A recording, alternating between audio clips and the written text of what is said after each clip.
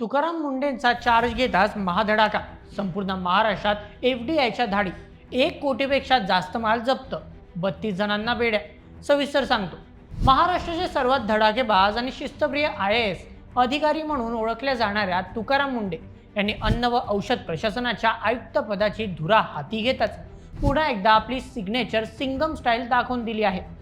सुरक्षित अन्न, सुरक्षित औषधे आणि सुरक्षित महाराष्ट्र या नव्या संकल्पनेअंतर्गत मुंडे यांनी राज्यातील भेसळखोर, अस्वच्छ खाद्यपदार्थ उत्पादक आणि प्रतिबंधित गुटखा व पान मसाला विक्रेत्यांविरोधात एक प्रचंड मोठी राज्यव्यापी धडक मोहीम सुरू केली आहे.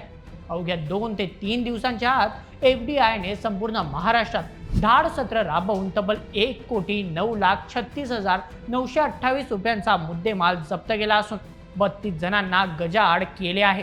या धडक कारवाईमुळे राज्यातील काळा बाजार करणाऱ्यांचे आणि नागरिकांच्या आरोग्याशी खेळणाऱ्यांचे धाबे पुरते दणाणले आहेत.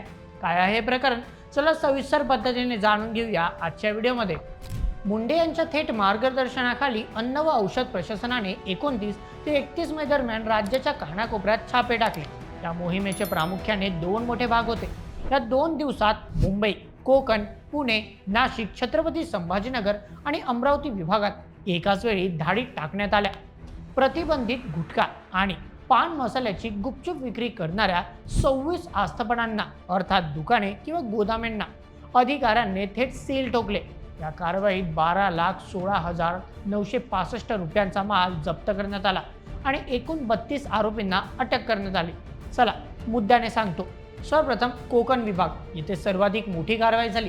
तब्बल 16 आस्थापनांवर छापे टाकून 16 जणांना अटक करण्यात आली.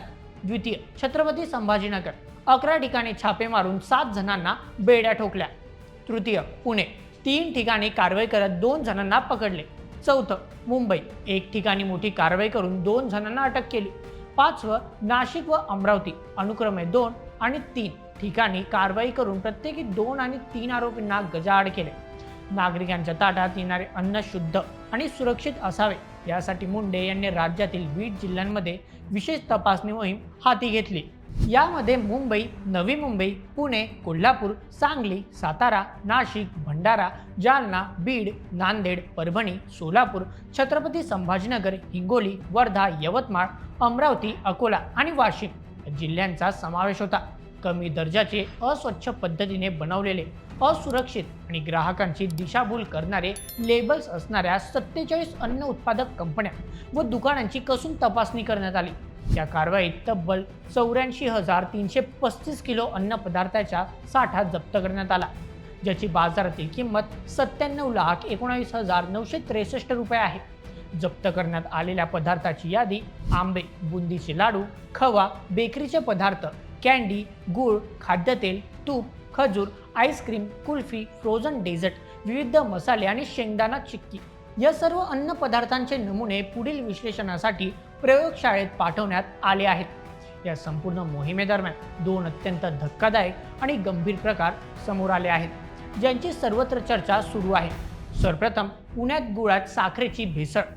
पुणे जिल्ह्यातील दौंड तालुक्यात 3 वेगवेगळ्या ठिकाणी गुळामध्ये चक्क साखरेची भेसळ करून तो विकला जात असल्याचे अधिकाऱ्यांना आढळले.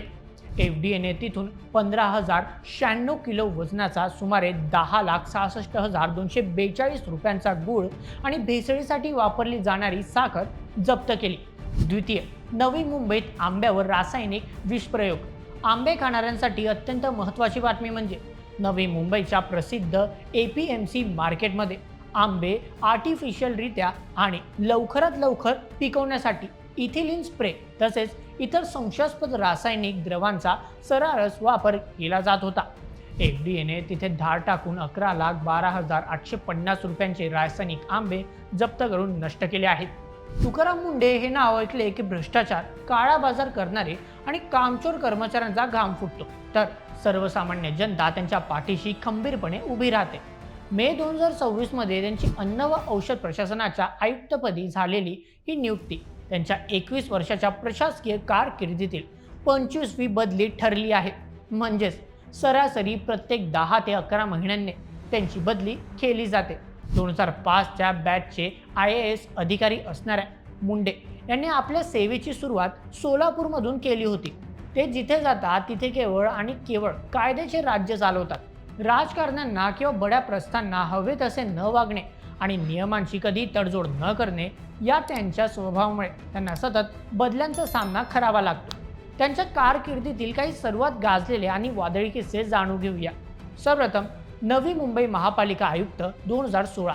नवी मुंबईत आल्यावर त्यांनी वॉक विथ कमिशनर उपक्रम सुरू करून थेट जनतेच्या तक्रारी ऐकल्या। शहरातील बड्या नेत्यांच्या अनधिकृत बांधकामावर हातोडा चालवला आणि कित्येक भ्रष्ट कर्मचाऱ्यांना बडतर्फ केले।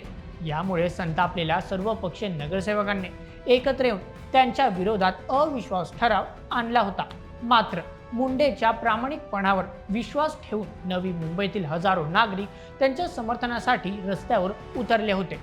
द्वितीय नाशिक महापालिका आयुक्त 2018। नाशिकमध्ये पाऊल ठेवताच त्यांनी शहरातील अतिक्रमण हटाव मोहीम अत्यंत तीव्र केली।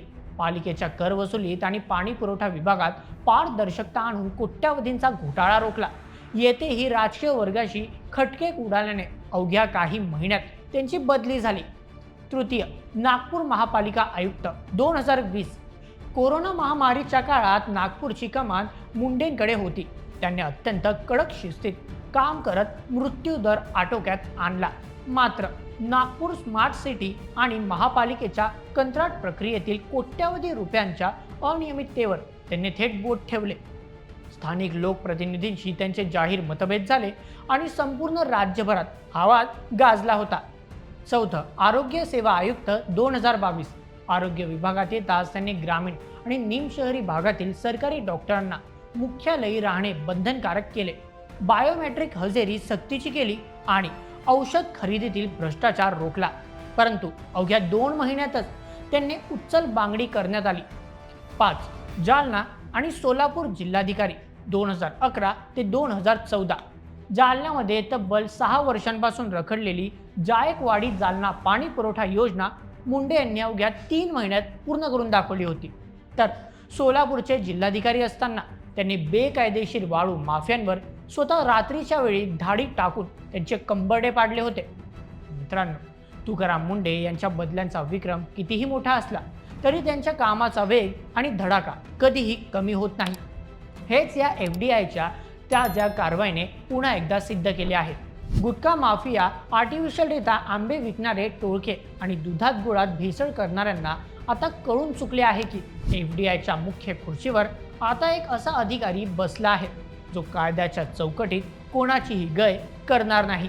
मुंडेंचा हा धडाका असा सुरू राहिल्यास महाराष्ट्रातील सर्वसामान्य जनतेला शुद्ध अन्न आणि सुरक्षित औषधे मिळतील यात काही शंका नाही। मित्रांनो, या कारवाईवर आणि मुंडेंच्या 25व्या ट्रान्सफरवर तुमचे काय मत आम्हाला कमेंटमध्ये नक्की सांगा आणि अशाच व्हिडिओसाठी सबस्क्राईब करा बोल MH आपल्या यूट्यूब चॅनलला। धन्यवाद।